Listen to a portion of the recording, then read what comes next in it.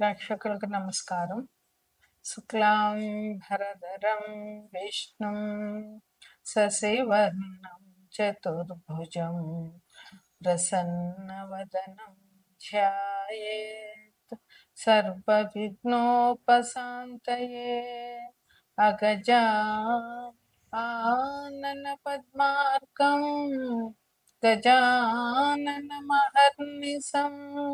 అనేకదంతం భక్తానాం ఏకదంతముపాస్మహే. ఏకదంతముపాస్మహే. ఓం శ్రీ గురుభ్యో నమః. ఓం శ్రీ మాత్రే నమః. ఓం శ్రీ సరస్వత్యై నమః. మార్చి నెల మాస ఫలాలు మనం ఇప్పుడు చెప్పుకుందాం. మార్చి నెలలో మనకి ముఖ్యమైన పండుగ ఉగాది. అంటే మన తెలుగు కొత్త సంవత్సరం ప్రారంభం అవుతుంది. మార్చి నెల 29వ తారీఖున మనకి ఉగాది చైత్రమాసం శుక్లపాడ్యమి మొదలవుతుంది. తదుపరి రాశి కుంభరాశి. మేషాది ద్వాదశ రాశుల్లో 11వ రాశి కుంభరాశి. ఈ రాశికి అధిపతి శని భగవానుడు. కుంభరాశిలో ధనిష్ట 3, 4 పాదాలు, శతభిషం 1, 2, 3, 4 పాదాలు, పూర్వభాద్ర 1, 2, 3 పాదాలు ఉంటాయి. సో కుంభరాశిని లగ్నంగా చేసుకుంటే లగ్నంలోనే రవిశనులు ఉన్నారు. ద్వితీయంలో అంటే మీనంలో రాహువు, శుక్రుడు, బుధుడు ఉన్నారు.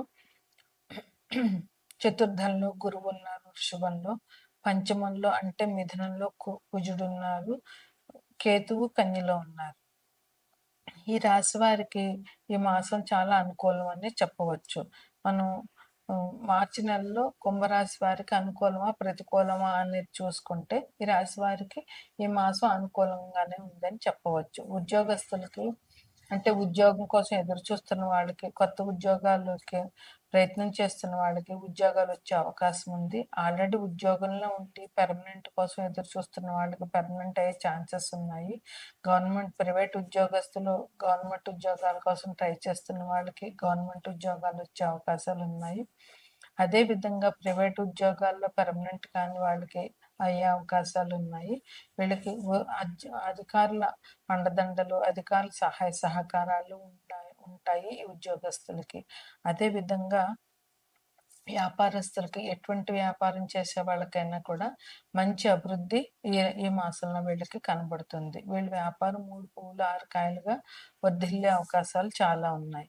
విద్యార్థులకి చాలా బాగుంటుంది. వీళ్ళకి ఎటువంటి ఇబ్బందులు లేవు. విద్యార్థులు కష్టపడి చదవడం మాత్రం తప్పనిసరి అయినటువంటి ఇది తప్పకుండా చదివితేనే వాళ్ళకి విద్యలో పరీక్షల్లో ర్యాంకులు వస్తాయి. ఆర్థికంగా వీళ్ళకి చాలా బాగుంది. అయితే లగ్నంలో శని, రవి ఉండడం మూలంగా కొంచెం ఇబ్బందులు ఏమి జరగచ్చు. ఎందుకంటే రవి శనులు ఇద్దరు కూడా శత్రువులు. ఇద్దరు శత్రువులు లగ్నంలో ఉండడం వల్ల కొంచెం ఆరోగ్యానికి సంబంధించిన సమస్యలు ఏమైనా వచ్చే అవకాశాలు ఉంటాయి. అందువల్ల వీళ్ళు ఆరోగ్యం విషయంలో కొంచెం జాగ్రత్త తీసుకోవడం అవసరము. ధనం బాగానే ఉంటుంది. విద్యార్థులకి బాగుంది. సంతానం విషయం చూస్తే సంతానం విషయంలో అన్నింటా జయం. తల్లిదండ్రులకి సంతానం వల్ల ఎటువంటి ఇబ్బందులు ఉండవు. ఒకవేళ సంతానం కావాలి అని ప్రయత్నం చేస్తున్న వాళ్ళకి దానికి తగినటువంటి పరీక్షలు వీళ్ళు చేయించుకుంటే వీళ్ళకి మంచి పాజిటివ్ రిజల్ట్స్ వచ్చే అవకాశం ఉంది. సంతానం సంబంధించి మంచి గుడ్ న్యూస్ వీళ్ళు వినే అవకాశం చాలా ఉంది. అలాగే వీళ్ళకి ప్రతి విషయంలోనూ జయం అనేది జరుగుతుంది. ఏది పట్టుకున్నా బంగారం జరిగేలాగా వీళ్ళకి ఉంటుంది. ఆరోగ్యం చాలా బాగుంటుంది. ఇంకా ఆదాయానికి లోటు అనేది లేదు. వీళ్ళకి కావాల్సినంత ధనం దొరుకుతుంది. ప్రయాణ సౌఖ్యం, ప్రయాణాలు చేయాలనుకుంటున్న వాళ్ళు కూడా ఇప్పుడు ప్రయాణాలు దూర ప్రయాణాలైనా దగ్గర ప్రయాణాలైనా వీళ్ళకి కలిసి వస్తాయి. వీళ్ళు తీర్థయాత్రలు చేయాలన్నా, దైవ సంబంధిత కార్యక్రమాలకు వెళ్ళాలన్నా వీళ్ళు ప్రయాణం ఈ మాసంలో వీళ్ళకి సౌఖ్యం బాగా ఉంది. ధనం మంచిగా వచ్చే అవకాశం ఉంది. అధికారుల ఆదరణ ఉంటుంది. ఏ రాశిలో ఏ వ్యాపారం వాళ్ళకైనా, ఏ ఉద్యోగంలో వాళ్ళకైనా అధికారాలు బాగున్నాయి. వీళ్ళకి కొత్తగా ఇప్పుడు ఉన్న ఆదాయ మార్గాలు కాకుండా ఇంకా కొత్తగా ఆదాయం పెంచుకునే ఆహ్, అవకాశాలు వీళ్ళకి బాగా ఉన్నాయి ఈ నెలలో. అందుకని ఎవరైనా కొత్తగా ఏదైనా బిజినెస్ మొదలు పెట్టాలన్నా, లేదా కొత్తగా ఏదైనా ఆదాయం పెంచుకునే మార్గాలు చేయాలనుకున్నా, ఈ రాశి వాళ్ళు ఈ నెలలో మొదలు పెట్టుకోవడం వల్ల వీళ్ళకి భవిష్యత్తులో వీరు మొదలుపెట్టిన వ్యాపారం కానీ, వృత్తి కానీ ఏదైనా మంచి అభివృద్ధిలోకి వచ్చి దాని వీళ్ళకి మంచి ఆదాయం వచ్చే అవకాశం చాలా ఉంది. కొత్తగా పెట్టుబడులు పెట్టడం బాగుంటుంది. వాళ్ళ మంచి ఇంక్రిమెంట్స్ ఉంటాయి ఉద్యోగస్తులకి. వీళ్ళకి అన్ని రకాలుగా ఈ మాసం చాలా బాగుంది. అయితే వీరు శివారాధన చేయడము, శివ పంచాక్షరి నిత్యం జపం చేయడం ఈ రాశి వారికి చెప్పేటటువంటి పరిహారం. ద్వాదశ రాశులకి చెప్పదగిన ముఖ్యమైన పరిహారాలు ఏంటంటే, ఈ మార్చి నెల 29వ తారీఖున ఉగాది అంటే కొత్త సంవత్సరం మనకి ప్రారంభమవుతుంది. అదే రోజు మీనరాశిలోకి 6 గ్రహాలు ప్రవేశిస్తున్నాయి. కుంభంలో ఉన్న శని మీనరాశిలోకి వెళ్తారు. ఆల్రెడీ అక్కడ ఇప్పుడు రవి, శుక్రుడు, బుధుడు ఉన్నారు. ఇప్పుడు రవి, శని కూడా రవి 15వ తారీఖు తర్వాత మీనరాశిలోకి ప్రవేశిస్తారు. అక్కడ వచ్చే నెల 15వ తారీఖు వరకు అక్కడే ఉంటారు. ఇప్పుడు శని కూడా కుంభరాశి నుంచి మీన రాశిలోకి ప్రవేశిస్తారు.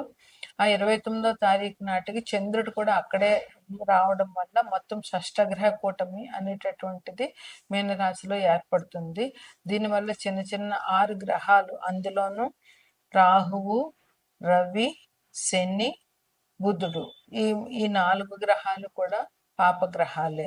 శుక్రుడు, చంద్రుడు మాత్రమే మంచి గ్రహాలు. అందువల్ల ఆ 4 పాపగ్రహాలు మీన రాశిలో సంచరించడం వల్ల కొంచెం ఇబ్బందులు అనేటటువంటివి ఆ రాశి వారికి, ఆ రాశి ముందు వెనక రాశుల వారికి ఇబ్బందులు ఉంటాయి. అందువల్ల ఈ రాశిలో ఉన్న ఈ మీన రాశి వారు కానీ, అసలు అందరూ కూడా ఉగాది సంవత్సరం మొదలవుతోంది కనుక కొత్త సంవత్సరంలో వీళ్ళు అందరూ దేవాలయానికి వెళ్ళి దేవుణ్ణి పూజించడము, అందులోనూ ఈసారి రాజు ఆదివారం వచ్చింది ఉగాది. ఆదివారం అంటే రవి ఈ అధిపతి. అందువల్ల ఈ సంవత్సరానికి విశ్వవసు నామ సంవత్సరానికి రవి రాజు అవుతాడు, చంద్రుడు మంత్రి అవుతాడు. అందువల్ల సూర్య భగవాన్ని ఆరాధన చేయడము ఉగాది రోజున, చంద్రునికి కోసం లలితా పారాయణం చేయడము, లేదా మహాలక్ష్మీదేవి పూజ చేయడము చాలా మంచిది.